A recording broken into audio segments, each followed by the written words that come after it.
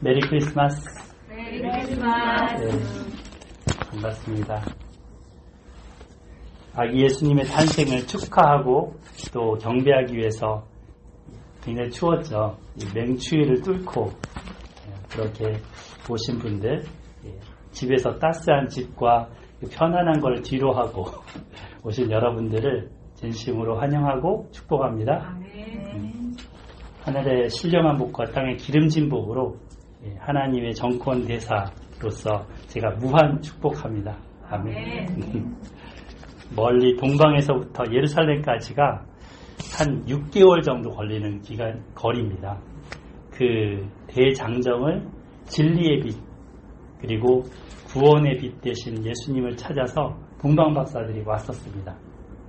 그런 것처럼 여러분들의 발길이 그 주님을 기억하는 또 주님께 기억되는 발걸음이 될 줄 믿습니다. 오늘은 크리스마스잖아요. 그래서 말씀을 오늘 특별식을 먹습니다. 그동안 신명기를 쭉 이렇게 대하설교를 해왔는데 특별 맛있는 음식을 오늘 하나님께서 저에게 먹여주실 겁니다. 보통 이제 집에서도 이렇게 된장국, 미역국, 뭐 이렇게 시래기국 이런 거 해갖고 밥 말아서 먹든지 가볍게 먹든지 하다가도 특별식 먹으면 어때요? 행복하죠. 네, 행복하죠. 네, 오늘 그런 날들이 되기를 소망합니다. 특별히 예수님의 기쁜 소식을 오늘 함께 나누겠습니다. 기대되시죠? 네. 2부 순서에는 또 특별 선물이 여러분들에게 각자 개인마다 있을 겁니다. 오늘만큼은 모든 염려, 근심, 걱정, 두려움 다 그냥 떨쳐버리시고 주님 안에서 기뻐하고 즐거워하고 감사하고 찬양하는 그런 가득한 날이 되기를 바랍니다. 네. 자, 마태복음 1장 1절 한 목소리로 같이 한번 읽어보겠습니다. 마태복음 1장 1절 시작. 아브라함과 다윗의 자손 예수 그리스도의 계보라. 네. 자, 잠시 이제 BC 1000년경 지금으로부터 약 3000년경으로 타임머신을 타고 한번 가보겠습니다. 그때는 정말 누가 있었냐면 여기 그림에 있듯이 양똥을 치우면서 양 밥 먹이는 그런 직업을 가진 한 소년이 있었습니다. 아마도 저기 영상형제 정도 됐을 겁니다. 네. 체격도 아마 저 정도 되지 않았을까. 네. 근데 말이죠. 이 소년은 평범한 소년이 아니었습니다. 하나님 보시기에는 비범하고 하나님 보시기에 너무 귀한 소년이었습니다. 그는 이제 양을 지키다 보면은 사자나 곰들이 이 양들을 잡아먹으려고 달려들 때가 있습니다. 그런 때 이제 막대기랑 지팡이랑 물맷돌을 가지고 그것들을 물리칩니다. 싸웁니다. 특별히 이 물맷돌은 멀리서도 이런 그 대상을 맞춰갖고 쫓아낼 수가 있습니다. 그래서 평소에 그 심심할 때는 그 관역을 던지는 이 물맷돌 연습을 합니다. 옛날에 그 기독교 박물관 가셔 보셨죠? 이렇게 하나 해갖고 손가락을 건 다음에 핑핑핑핑 돌려서 손가락을 탁 넣으면 정확하게 가서 맞춥니다. 하루에도 한 1000개는 연습을 하지 않았을까. 네, 맞히는 연습. 저기 관역이 있는데 저쪽에도 저런 거 맞히는 연습. 그리고 틈나는 대로 밤에는 하늘의 별을 보면서 하나님을 찬양하는 시를 지었습니다. 시인입니다, 이 사람은. 그리고 거기다가 이 연주도 잘해요. 비파와 수금을 뜯는데 그 솜씨가 기가 막힙니다. 그래갖고 그 밤에 잠 안 자는 양이 있으면 비파를 뜯어주면 콜콜 자요. 보통 그 다윗의 이 비파 그림이 예루살렘에 가면은 상징처럼 이게 모양이 딱 어디든지 새겨져 있습니다. 그래서 그 다윗 성이라고 거기를 예루살렘을 부르는데 다윗을 기억하는 그리고 다윗을 높이는 그런 성입니다. 예루살렘 한번 여러분들도 꼭 가보시기를 추천드립니다. 세계 미국이건 호주건 좋은 장소들도 많이 있지만 거기만큼 저는 좋은 데를 찾지 못했습니다. 우리 큰아들한테 신혼여행 거기 가라고 막 이렇게 했는데도 말을 안 듣더라고요. 나중에 두 아들 끼고 이렇게 갈 거겠죠? 예. 아멘. 네. 자, 그래서 이 다윗은 이렇게 물맷돌도 잘 던지고 또 골리앗도 때려 눕히고 그렇게 했는데 어떻게 됐어요? 나중에 또 사울의 미움을 받아서 광야에서 쫓겨다니는 그런 삶을 살다가 나중에 하나님이 13년 만에 거의 왕으로 다시 세우시죠. 예. 그래서 어떻게 보면은 인생 역전 스토리 같은 그런 인생인데요. 대체적으로 보면 잠깐 떴다가 이렇게 사라지는 그 성공담들이 있지만 다윗하고는 비교가 안 됩니다. 그래서 그런 이 하나님의 눈에 든 이 어린 소년의 인생, 이 온 이스라엘이 주목했습니다. 그리고 하나님이 무엇보다도 주목하셨습니다. 하나님은 이 다윗을 내 마음에 합한 자다. 내 마음과 꼭 맞는 사람이다. 했습니다. 그리고는 다윗이 이제 무덤에 죽어서 무덤에 갔는데도 다윗 하고 노래를 부릅니다. 하나님. 내가 앞으로 다윗 같은 사람을 보낼 거야. 근데 그렇게 다윗 같은 사람이 아니라 내가 다윗을 보낼 거야. 이렇게 나와요. 다윗을 보낼 거야. 너희들 위해 참된 목자를 보낼 건데 다윗을 목자로 보낼 거야. 그러십니다. 자, 그리고 그 다윗이 누구냐? 다윗의 후손으로 오는 예수 그리스도이십니다. 그래서 그 다윗 언약이 있죠. 사무엘하 17장에 보면 하나님이 약속을 다윗에게 하시는데 너의 후손이 내 집을 지어줄 거야. 다윗은 하나님이 너무 감사해서 하나님의 집을 제가 지어드릴게요 했는데 아니야. 너는 괜찮아. 너의 몸에서 날 자손이 내 집을 지어줄 거야. 내가 너의 집을 그리고 지어줄 거야. 하십니다. 약속을 하셨었습니다. 다윗 그 사람만 잘 되는 게 아니라 그리고 후대에 대대 손들은 복을 받는다고 하셨죠. 그리고 나서 그 후손진 최고봉 대신 예수님이 지금 태어났다. 아브라함과 다윗의 자손 예수 그리스도의 계보다. 마태복음이 신약성경이 이렇게 문을 쫙 엽니다. 마태는 하나님 편에서 그 주요한 인류 역사를 우리가 이해하기 좋도록 지금 낳고 이렇게 계속 나오죠. 근데 이거를 세 단계로, 세 파트로 나눠서 구분시켜 줍니다. 첫 번째 시대는 거기 1절부터 다윗 6절 나오죠. 6절 첫 전반부. 그 뒤에 보면은 가운데 점 이렇게 해서 다음 문단이 나올 거예요. 그래서 거기까지가 첫 시대입니다. 이 기간은 한 1000년 정도의 기간입니다. 다윗은 지금으로부터 3000년 전이죠. 예수님 때부터 하면 1000년 전이죠. 근데 그 다윗 전에 또 1000년 전에 누가 있었느냐? 아브라함이 있었어요. 그러니까 아브라함부터 다윗까지가 1000년. 다윗부터 예수님 때까지가 1000년. 예수님 때부터 지금까지가 몇 년? 2000년. 그렇게 됩니다. 그래서 이 2절부터 6절까지 1000년에 걸친 사람들 이름이 열거가 돼요. 2절 보면 아브라함이 이삭을 낳고 이삭은 야곱을 낳고 야곱은 유다와 그의 형제들을 낳고 유다는 다말에게서 베레스와 세라를 낳고 베레스는 헤스론을 낳고 에스론은 람을 낳고 람은 아미나답을 낳고 아미나답은 나손을 낳고 나손은 살몬을 낳고 살몬은 라합에게서 보아스를 낳고 보아스는 룻에게서 오벳을 낳고 오벳은 이새를 낳고 6절 같이 읽어줄까요? 6절 시작. 이새는 다윗 왕을 낳으니라. 다윗은 우리아의 아내에게서 솔로몬을 낳고. 네. 알만한 인물도 있고 아닌 사람도 있죠. 네. 낳고. 네, 이 생육해서 낳는 그런 역사들이 기록해놨어요. 여기 눈에 띄는 특징이 뭐가 보이시는 게 있나요? 누가 누구에게서 낳았다라는 말이 중간중간 등장하죠. 그냥 누가 아들을 낳고 이렇게 하다가 중간에 보면 누가 누구에게서 누구를 낳고, 예. 그 누구에게서라는 부분이 좀 특징적으로 나오죠. 다 여인들이에요, 그죠?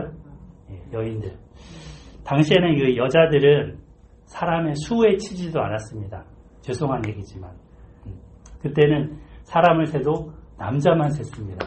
민수기에도 보면 사람 수 60만 3,550명, 남자 20세 이상 장정만 셌습니다. 근데 여기에 보면은 하나님 안에서 이 여자들이 예수님 족보에 들어가 있습니다. 그것도 몇 명이? 4명이 들어가 있습니다. 그래서 하나님께서는 이 남녀노소 다 소중하게 여기시는 거죠. 예. 우리나라 그 100년 전, 멀지도 않아요. 100년 전만 해도 구한말 시대잖아요. 그 조선이 끝나는 시대. 그때는 여성의 인권이 거의 없었습니다. 투표권도 없고요. 예. 정말 애기만 잘나면 된다. 뭐 이런 식이었어요. 칠거지약은 아는데 그 세 가지 또에 대해서는 잘 모르는 이 세 가지에 대해서 한 사람 아내에 대해서는 버리지 말라 뭐 이런 거 있거든요. 예. 그러니까 이제 남성이 거의 뭐 주도적이었던 거죠.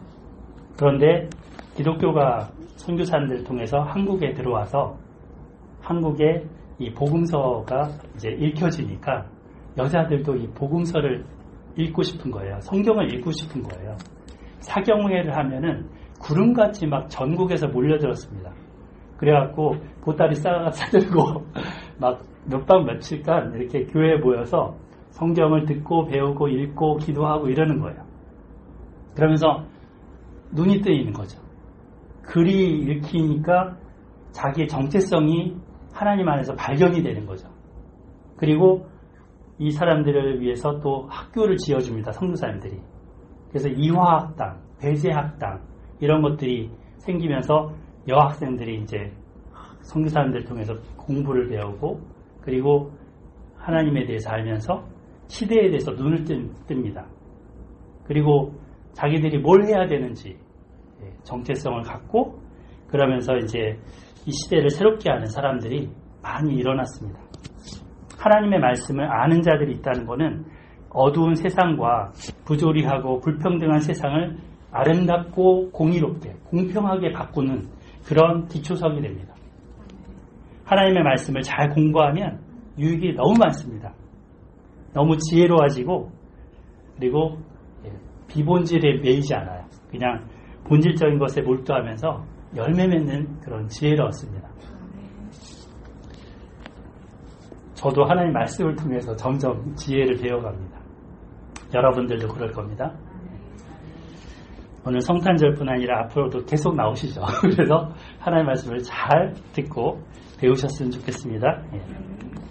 이 성경과의 만남, 예수님과의 동행이 진짜 복입니다. 이 복을 여러분들과 함께 제가 누리면서 한평생, 이 한 번뿐인 인생을 이렇게 서로 돕고 살면 참 좋겠습니다. 자, 하나님을 안 여인들 한번 살펴볼까요? 여인들. 하나님 역사에 꼭 필요한 일들, 놀라운 일들을 했습니다. 그래서 저기 보면은 다말, 유다는 다말에게서 베레스와 세라를 낳고 관계가 뭐냐면 며느리와 시아버지 관계예요. 그런데 들어가 있어요. 그 다음에 저기 왼쪽에 룻, 여인이 이스라엘 여인인가요? 아니죠. 이방 여인이죠. 예, 이방 여인. 그런데 시어머니를 따라서 베들레헴 이 예수님이 태어난 그 장소, 다윗이 자란 그 장소 베들레헴에 와서 거기서 생애를 회복합니다. 세 번째 여인, 라합. 저 여인은 이스라엘 여인인가요? 아니죠. 저 여인도 여리고의 가나안 땅 기생입니다. 그런데 저 두 정탐꾼들을 하나님을 경외함으로, 하나님을 두려워함으로 살려줬어요. 그것으로 인해서 생명을 보존할 뿐 아니라 이 이스라엘 사람과 결혼해서 이스라엘의 후손을 낳게 되죠. 믿음의 사람으로 인정을 받습니다. 자, 이 여인, 우리아의 아내, 저기 멀리 있어서 잘 안 보이죠? 네. 그래서 이 다윗이 저 여인을 보고 정말 자기 남자 자기 여자가 아니잖아요. 그죠? 우리아라는 신하의 딸이 그 아내인데 불러다가 잠자리 갖고 그래서 자식을 낳아요. 근데 그래서 여기서는 이 사람 여인이 이름이 바세바지만 우리아의 아내에게서라고 나옵니다. 다윗의 범죄에 대해서도 나오죠. 자, 근데 이렇게 보면은 이 여인들이 결코 결혼이나 그 자녀를 출산하는 게 보통 평범하지가 않습니다. 평범하지 않습니다. 이걸 통해서 마태오는 뭘 얘기하고 싶을까요? 마리아를 얘기하고 싶은 겁니다. 마리아도 평범하지 않게 출산을 합니다. 그녀도 평범하지 않게 결혼을 합니다. 그런데 믿음으로 순종했고 믿음으로 하나님을 두려워하면서 따랐습니다.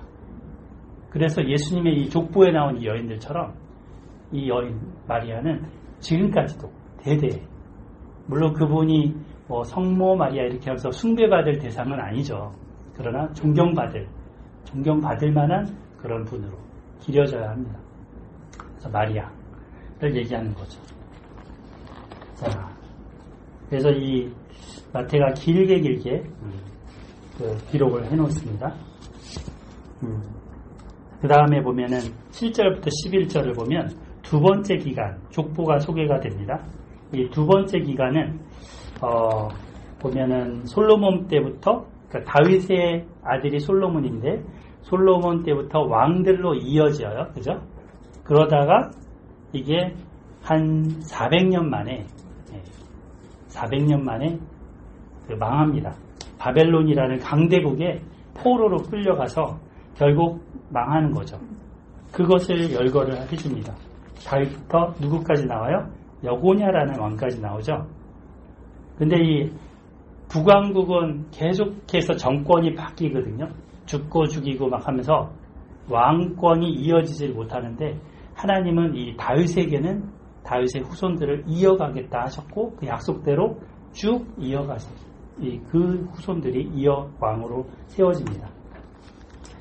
자, 그래서 이 족보에 보면은 3명의 왕들은 생략이 돼요. 그러니까 여기에 보면은 마태가 의도한 게 있는 거죠.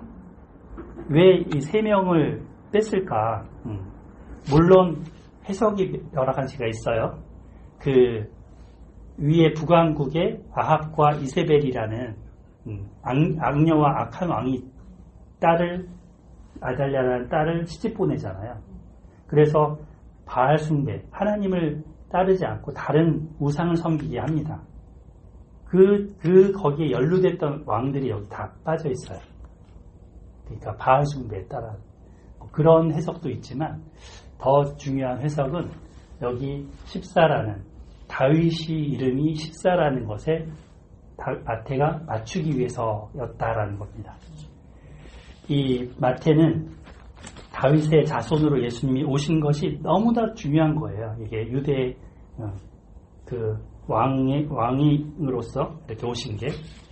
그래서 다윗이라는 이름이 보면 저기 자음만 써 있는데 자음이 다 숫자가 돼 있어요. 우리 기억이면 1, 니은이면 2, 그 다음에 디귿이면 3 이런 식으로 예, 첫 글자 알파벳부터 숫자가 돼요. 그러면 거기에 네 번째 글자, 6번째 글자, 또 네 번째 글자를 합하면 숫자가 14가 되죠. 그래서 14로 이렇게 끊었어요.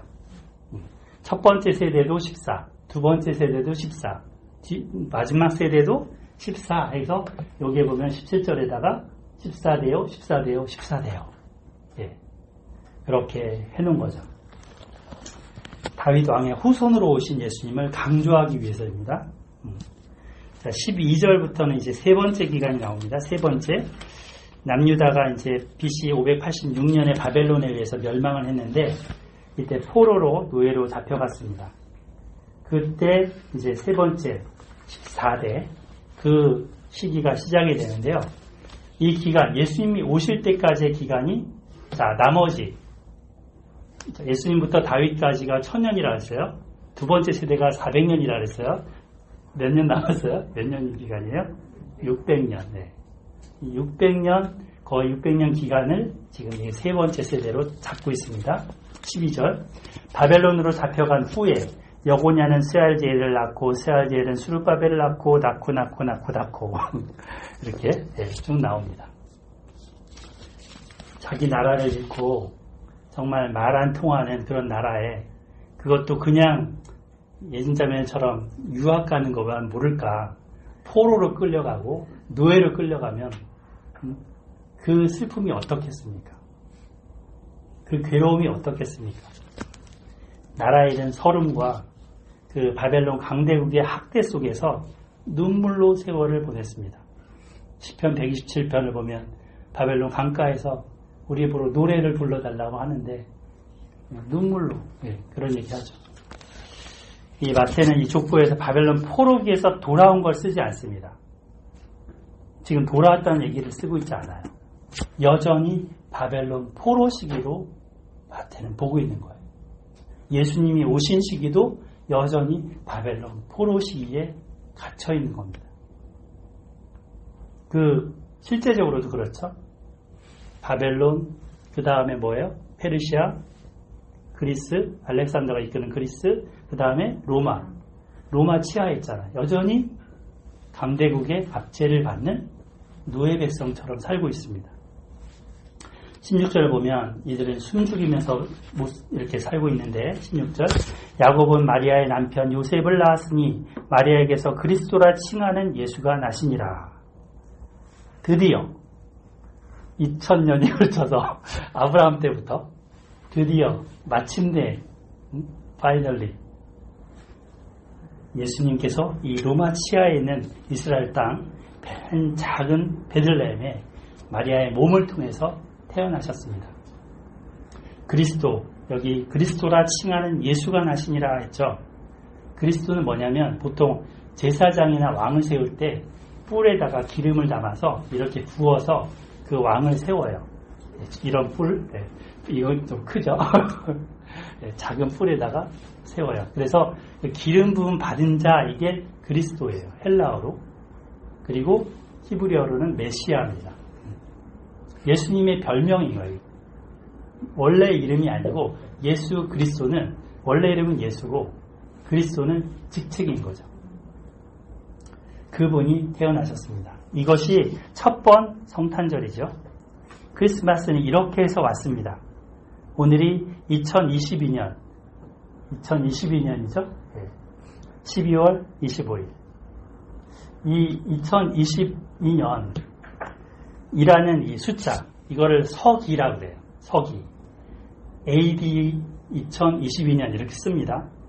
그래서 여기 보면은 라틴어로 아노 도미니 이렇게 쓰는데, 아노 도미니는 주님 후에라는 뜻이에요. 그거 약자를 AD 이렇게 쓰는 거죠. 우리가 예수님 오신 후 2022년을 지금 살고 있습니다. 예수님이 오기 전은 BC라는 말을 써요. Before Christ. 그래서 BC 2000년 전에 아브라함, BC 1000년 전에 다윗 이렇게 쓰는 거죠. 그리스도 이전의 시대와 주님이 오신 이후의 시대로 나눠서 인류가 달력을 쓰고 있습니다. 오늘 며칠 지나면 이제 달력이 넘어가서 2023년 달력이 될 텐데요. 주님 오신 이후 2023년인 것입니다. 그래서 안 믿는 분들은 이게 불편한 거예요. 그래서 저걸 써요. BCE, CE 이걸 써요. Common Error에서 그냥 이런 거를 쓰기도 합니다. 어떤 분은 불기, 단기 이런 식으로.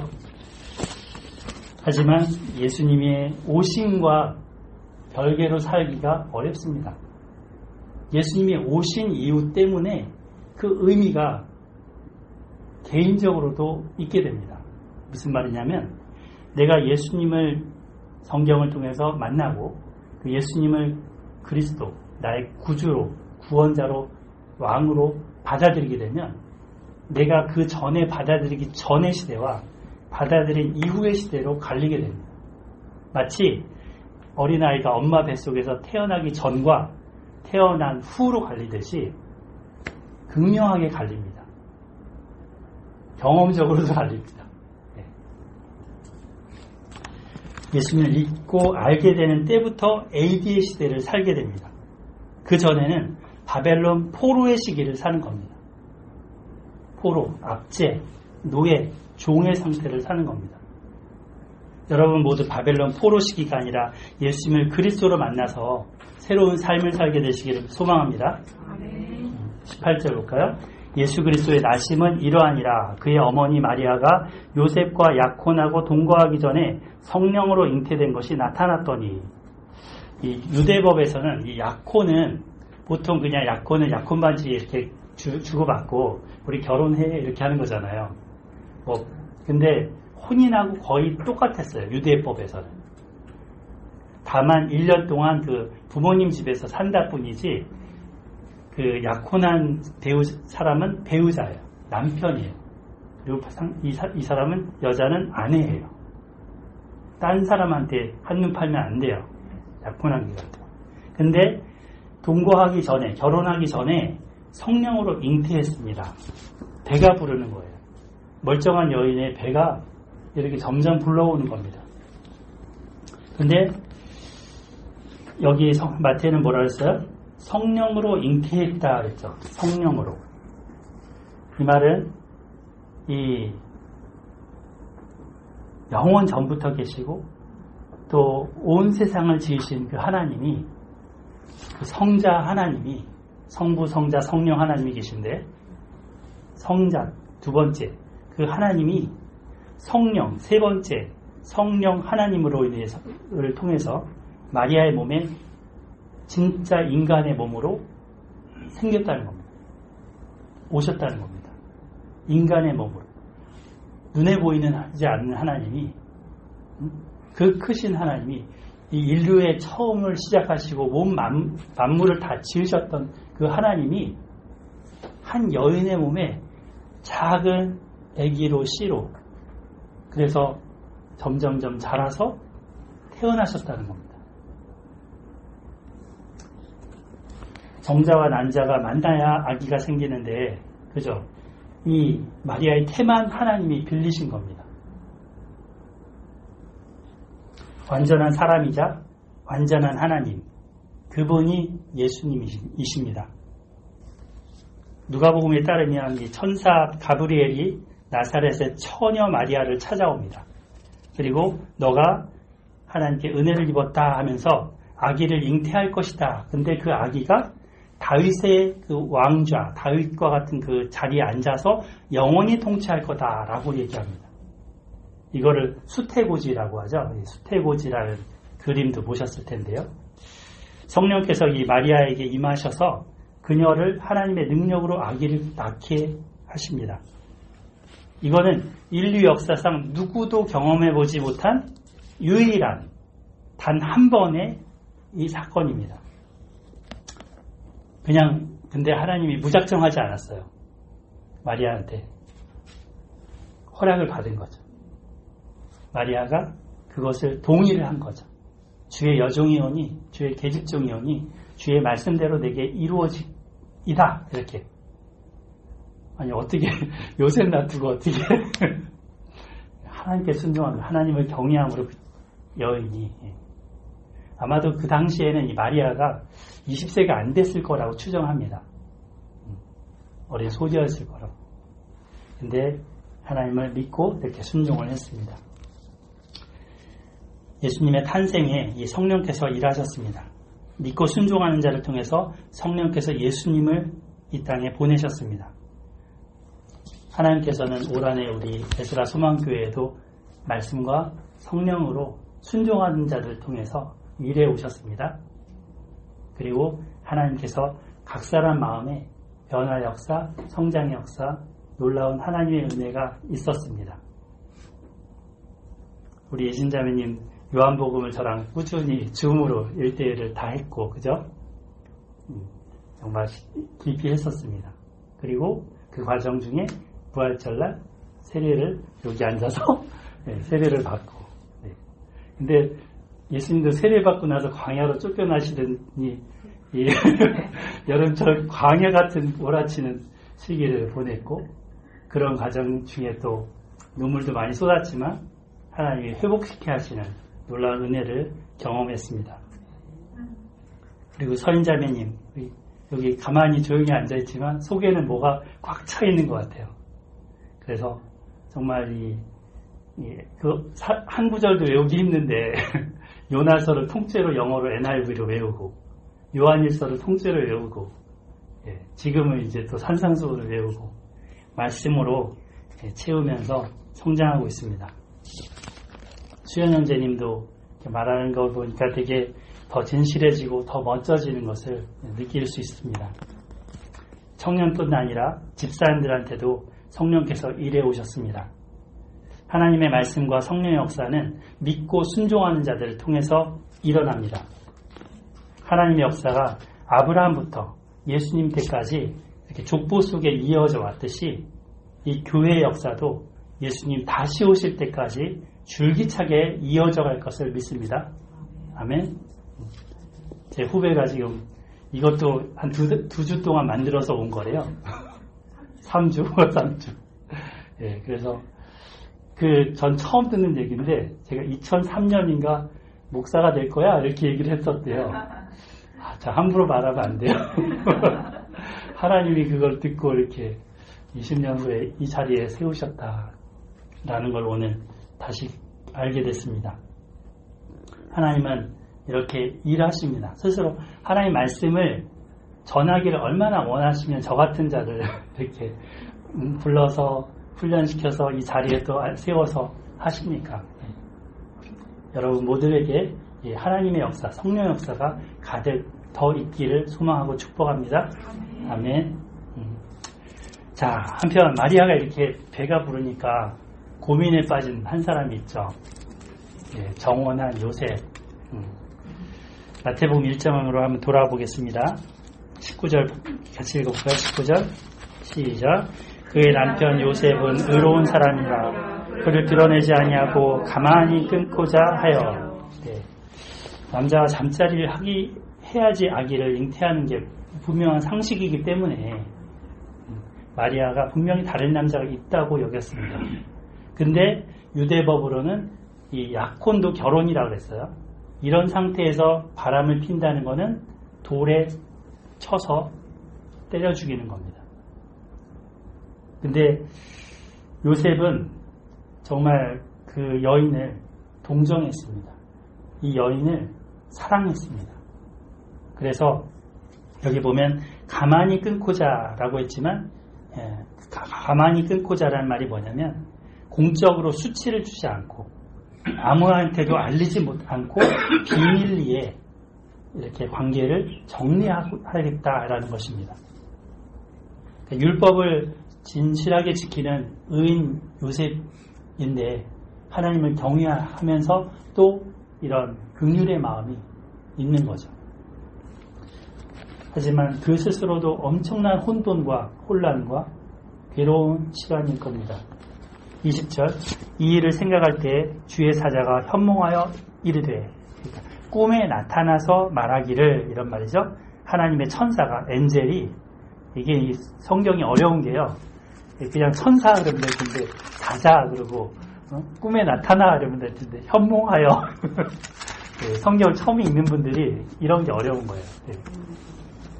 근데 이제 저 같은 사람 역할이 있는 거죠. 어려우니까 풀어줘야 돼요. 네. 다윗의 자손 요셉아, 네 아내 마리아 데려오기를 무서워하지 말라.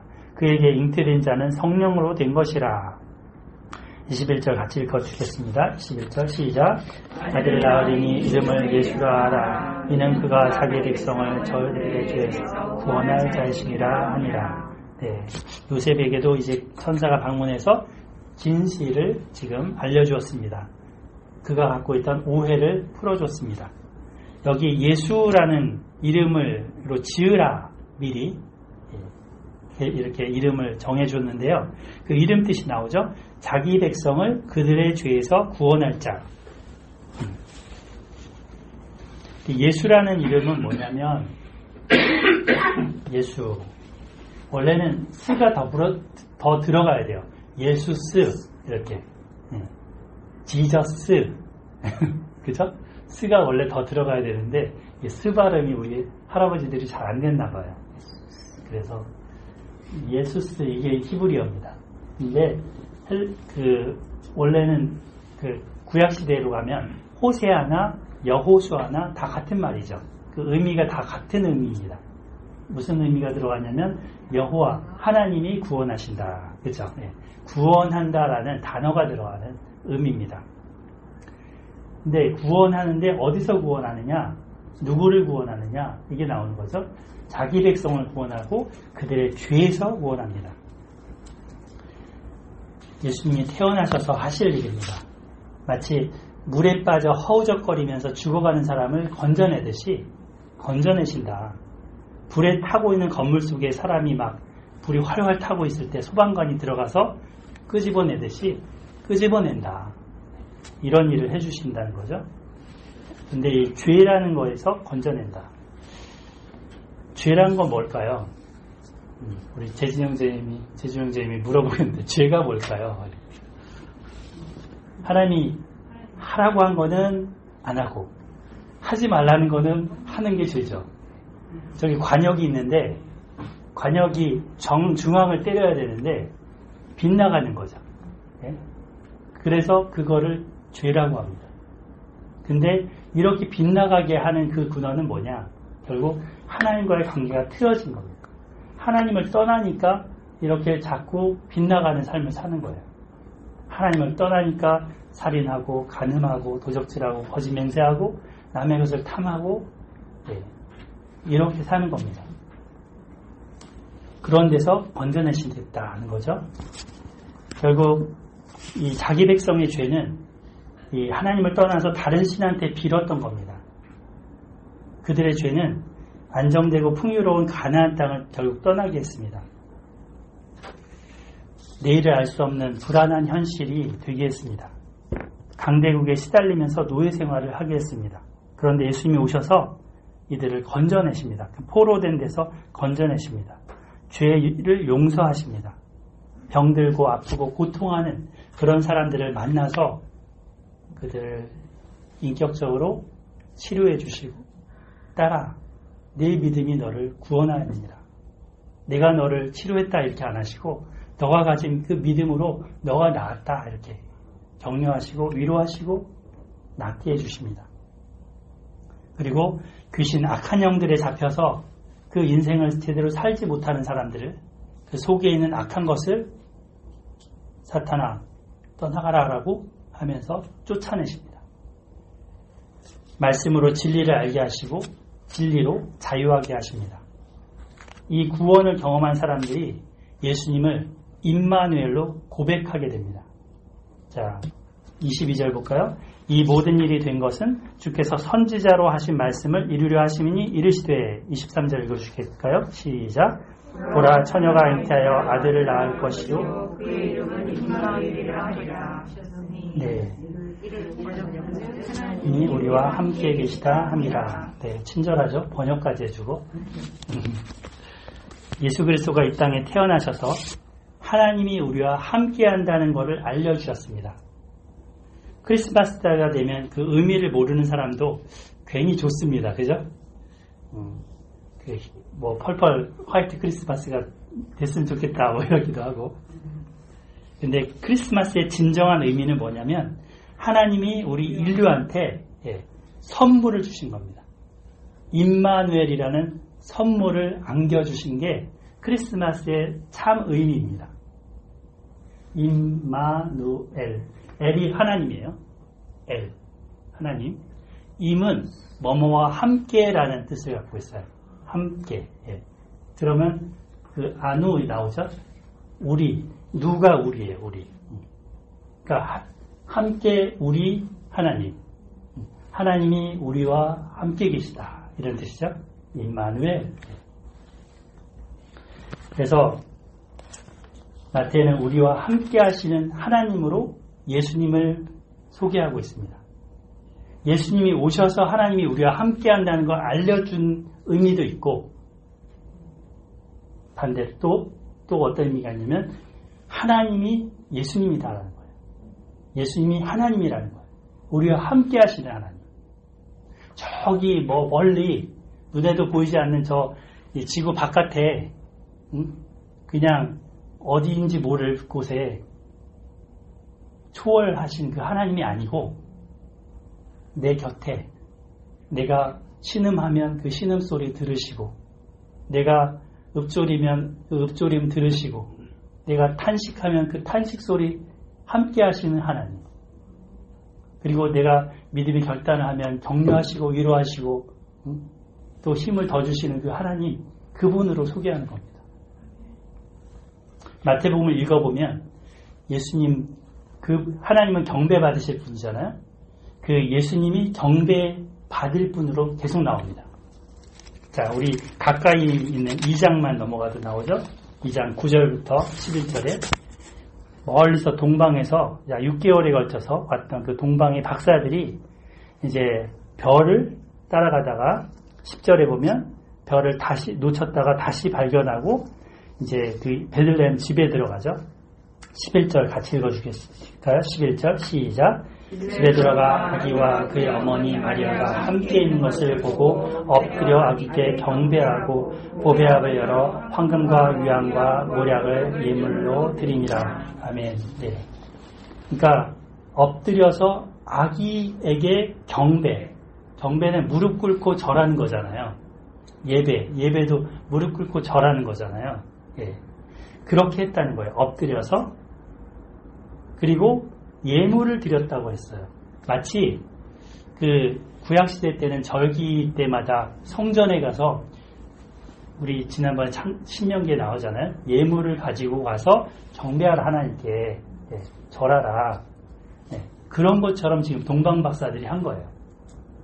이 집안에 있는 아기, 그분을 하나님으로 경배하는 거죠. 예물을 드리는 거죠. 그리고 마태복음 28장에도 보면 제자들이 예수님께 경배했고 부활하신 예수님께 여자들이 경배합니다. 임마누엘 하시는 하나님인 거죠. 예수님은 우리의 경배를 받으실 분입니다. 자, 요즘은 이렇게 외로움이 정말 극한에 달한 시대라고 합니다. 외로움, 우울증 이런 거. 왜냐하면은 다들 자기밖에 모르니까 그렇습니다. 그래서 누구를 위로할 줄도 모르고 남을 인정할 줄도 잘 모릅니다. 극도의 이기심이 우리를 점점 이렇게 외롭게 홀로로 만들어갑니다. 그래서 주위에 내 사정, 내 형편을 이해해주는 사람이 거의 없을 때입니다. 그리고 외롭고 상처받고 내가 옳다라고 서로 정죄하면서 또 스스로도 정죄합니다. 사는 게 하루하루 지옥을 체험하면서 이 땅을 살아가는 모습들이 많습니다. 너무 부정적으로 봤나요? 하지만 하나님은 잠시 동안이라도 우리가 천국을 맛보면서 살기를 원하십니다. 하나님, 우리가 정말 바라는 그 프로젝트가 있어요. 뭐냐면, 가장 중요한 프로젝트는 임마누엘 한 예수님을 선물로 우리가 받아들이기를 원하는 거예요. 선물을 줬는데 선물을 거절하지 않고 받아주기를 원하신다고요. 그리고 그분의 지혜의 말씀, 생명의 말씀을 들려주시면서 살아봐. 그리고 살아내 격려하시고 함께 해주고자 하십니다. 예수 그리스도는 이런 우리를 죄와 사망에서 건져내 주실 뿐 아니라 아까 자기 백성을 죄에서 구원하신다 그랬죠. 그럴 뿐 아니라 지금 임마누엘 함께 하시고 또 우리 마음을 열기만 하면 들어오셔서 성령으로 지금은 오시는 시대예요. 성령으로 우리 안에 오셔서 우리와 함께 해주십니다. 자, 24절 볼까요? 마지막 부분. 요셉이 잠에서 깨어 일어나 주의 사자의 분부대로 행하여 그의 아내를 데려왔으나 아들을 낳기까지 동침하지 아니하더니 나음의 이름을 예수라 하니라. 요셉이 하나님의 뜻에 꿈에 나타난 천사의 말에 순종했습니다. 믿음의 동역자된 여러분들한테 저도 권면하는 것은 이 요셉처럼 우리가 함께 순종하는 사람이 되자는 겁니다. 우리가 예수님을 정말 사랑하고 또 그분을 모셔드릴 뿐 아니라 그분의 뜻에 순종하는 삶을 살면 그걸 통해서 우리를 통해 하나님이 일하실 겁니다. 지난주 광고 때 이제 제가 크리스마스의 유래에 대해서 얘기를 한번 했었죠. 기억나시나요? 크리스마스의 유래가 아니라 산타의 유래. 그 세인트 니콜라스라는 한 초대 AD 한 150년, 160년 이 정도에 있었던 한 그 교부가 있었어요. AD. 예. 그분이 이제 굉장히 가난한 사람들에 대한 동정심, 안타까운 마음 이런 게 많았던 분입니다. 그래서 자기 사제를 이제 이 부추 있죠, 신발 안에다 돈을 이렇게 꾸겨 넣어서 갖고 다니다가 불쌍한 사람이 있으면 이걸 꺼내서 주기도 하고, 그리고 어떤 한 아버지가 딸이 있는데 너무 가난해서 딸이 결국 몸을 팔 신분까지 가는 거를 듣고 나서는 저 사람의 자존심도 안 상하게 하면서 어떻게 줄까, 어떻게 좀 도와줄까 하다가 이제 밤에 몰래, 그래서 그 집에 몰래 갖다 놓고 갔다는 거예요. 지참금 같이 금액을. 그게 이제 산타크로스의 유래입니다. 그 어려운 이웃들에게 우리의 가진 것, 이런 것들을 선물로 줄 수 있는 것은 예수님을 우리가 선물로 받을 때 가능합니다.